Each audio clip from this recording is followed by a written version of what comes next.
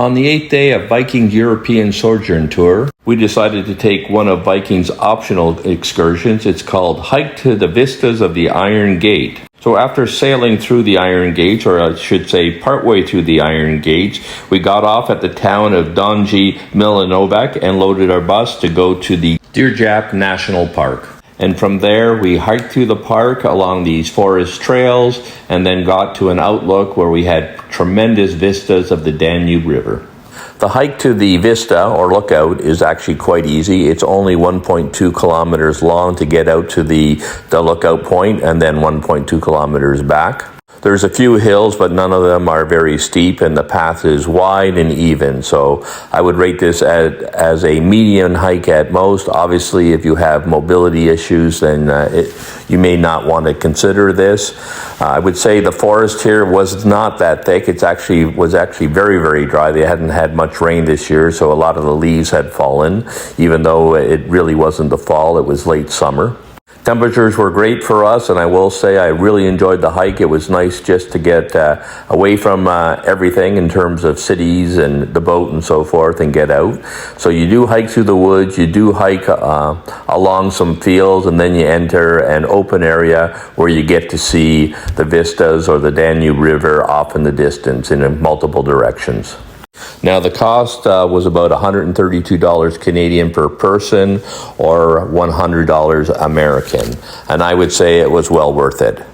Because in addition to doing this particular hike, we also went to another location which we'll look at later in the video.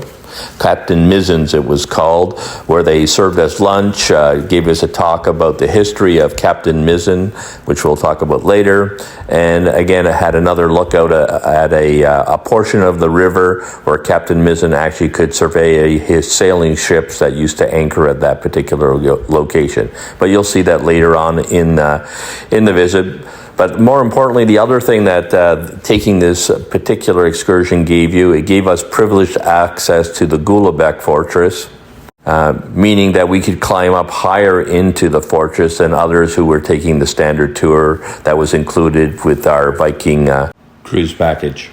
So here we are at the lookout, and you can see that we have a nice panoramic view of the Danube River and the Iron Gates. So all the way along the hike and at the lookout point, our guide gave us a history discussion about the area. He talked about the fishing culture that actually occurred in this particular region before the locks were put in. I guess fishing was a great mainstay or industry here, but when the locks came in, their primary fish, the sturgeon, were prevented from coming upstream, and therefore the caviar industry collapsed. There is still some small fishing industries going on, but that's no longer here, so all they have left is primarily tourism in this particular area.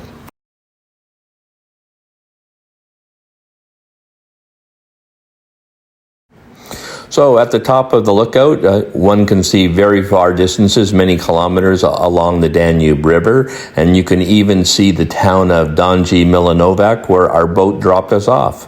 Now, the boat you see in the distance is not the Viking Vidar. Our boat dropped us off and then set sail for the next town, which is Golubak, where we'll be catching up with it and also touring a fortress there. So our guide explained to us that in this area, which is with its large fishing industry, and I guess still some of it is going on, there was something like 10,000 people that had to move their homes when they built the locks. Just the water level became so high that it flooded a lot of the villages and so forth, so they all moved to some of the larger towns here. So after about 30 minutes at the lookout, we started our way back, the 1.2 kilometer hike back to the bus, and from there we drove for about 20 minutes before arriving at Captain Misen's, our next stop and our next lookout. So this is Captain Misen or Misu's place. He was a very wealthy gentleman, I believe in 19th century, for a variety of reasons. He owned this property, and we're stopping here not only for the lookout, but to be introduced to the history of this particular gentleman and to also sample some Serbian cuisine, some snacks, and to try the local brandy, which is made out of honey. So today we got some honey brandy and a whole bunch of the local delicacies.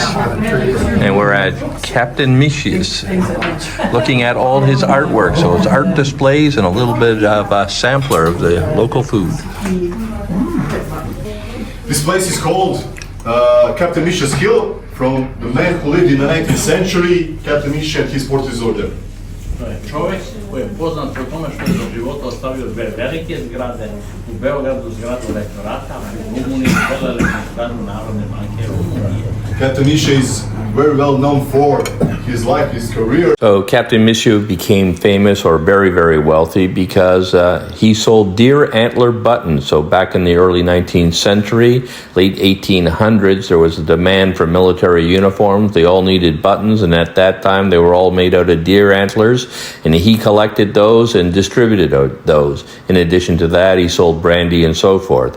And the reason he built on this hill is that all his ships, which were exporting these goods, would anchor in this particular location, and from this vista he's able to monitor their travels. There in some of the holes inside this open air main part of the gallery, because that's also part of the art and also part of the meaning of how deer antlers was important at that time.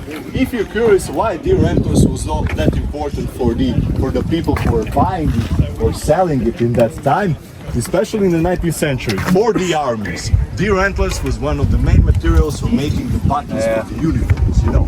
In that time, that was needed so much, and along with that, they were used for making it more beautiful inside the houses in the villas, as a trophy or something like that. But deer antlers was also used as material for buttons for the uniforms of the armies. So, our Captain Misen decided that was a perfect moment to buy, resell that from the other suppliers, and to do this whole trade and transport job on the deck. A hoće da slika, a ne da sliku sve.